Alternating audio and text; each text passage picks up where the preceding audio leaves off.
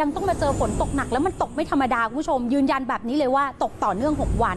มาแล้วค่ะเจ้าพายุโซนร้อนซูริกเคลื่อนมาถูกไหมคะหลังจากนั้นวันนี้วันที่19มันขึ้นตอนกลางของเวียดนามพรุ่งนี้มันจะเข้าเมืองไทยประเทศไทยแบบไม่ต้องเดาเลยและมันอาจจะอ่อนกำลังลงเป็นหย่อมความกดอากาศต่ำกำลังแรงแต่ถามว่าฝนจะตกไหมตกต่อเนื่อง6วันภาคอีสานโดนไปเต็มจันทบุรีตราดได้รับผลกระทบจากร่องมรสุมและภาคใต้มีมรสุมตะวันตกเฉียงใต้อยู่แล้วด้วยทำให้